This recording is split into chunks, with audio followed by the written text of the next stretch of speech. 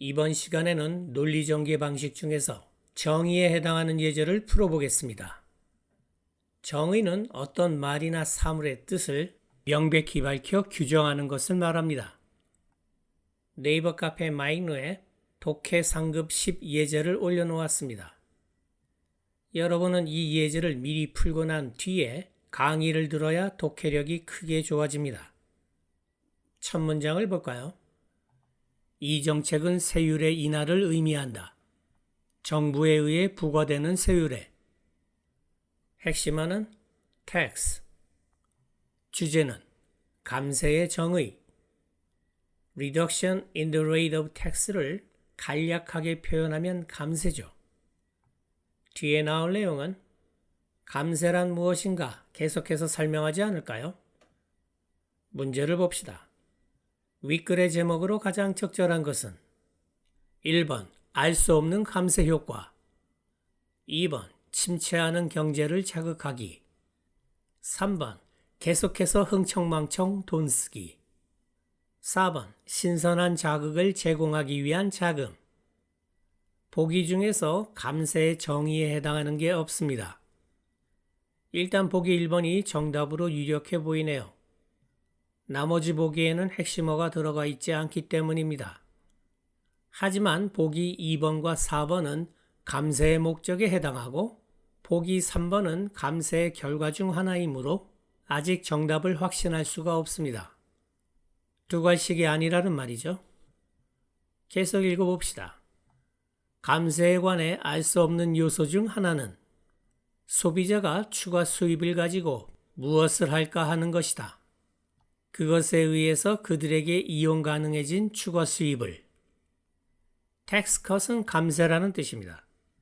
핵심어가 그냥 tax에서 tax cuts로 좀 더 명확해졌군요. 논점도 감세의 정의에서 감세 효과를 확신할 수 없다는 것으로 바뀌었네요. 정답은 1번이 매우 유력합니다. 그러한 감세는 대개 침체하는 경제를 자극하려는 목표를 가지고 시행하지만 성장에 대한 그 효과는 사소해지는 경향이 있다. 만약 소비자가 계속해서 돈을 흥청망청 쓰는 대신에 가전제품 같은 내구재를 사면서 돈을 흥청망청 쓰는 대신에 쌓인 빚을 갚거나 저축 형태로 추가 현찰을 계속 가지고 있겠다고 결정한다면 소비자가 감세로 생긴 돈을 소비하지 않고 대출을 갚거나 저축한다면 감세로 풀린 돈이 다시 은행으로 되돌아가게 되니까 감세 효과가 크게 줄어든다는 말입니다. 감세 효과가 불확실하다는 근거를 제시하고 있군요. 그리고 사실은 대개 감세가 시행될 때 기업 투자가 부진한 경향이 있으며 소비자만이 신선한 자극을 제공할 자금을 갖는다.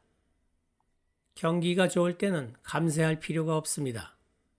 오히려 세금을 올려서 인플레이션을 잡아야 할 수도 있죠. 일반적으로 감세 정책은 경기가 좋지 않을 때 시행됩니다.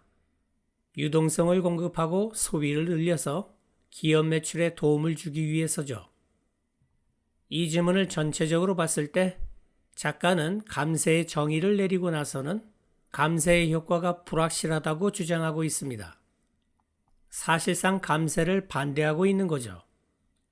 다시 핵심어는 tax cuts.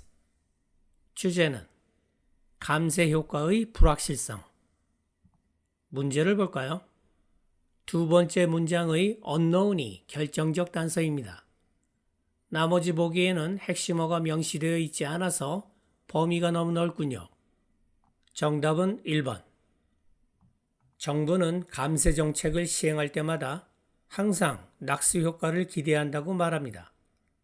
낙수 효과란 물이 위에서 아래로 흐르듯이 부자의 세금을 깎아주면 투자와 소비가 늘어남으로써 자연스럽게 저소득층의 소득도 올라간다는 말이죠. 미국의 배우이자 유머 작가인 윌 로저스가 1930년대의 대공황 때 공화당 정부의 부유층 감세 정책을 비판하기 위하여 이 용어를 처음 사용했습니다. 하지만 1980년대에 들어와서 이 용어는 레이건 정부의 감세 정책을 옹호하는 논리로 둔갑했죠. 결국 이 용어는 경제학자들이 쓴 정식 용어가 아니라 감세를 비난하거나 옹호하는 사람들이 붙인 말에 불과합니다. 참고로 국제통화기금은 부의 낙수 효과가 완전히 틀린 논리라고 발표한 적이 있죠.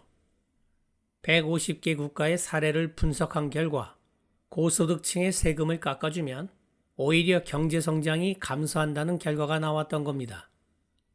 낙수 효과를 빙자하여 시행하는 감세 정책은 부자 정치인들이 자기 자신에게 주는 선물에 불과하다는 비판이 계속해서 이어지는 이유죠.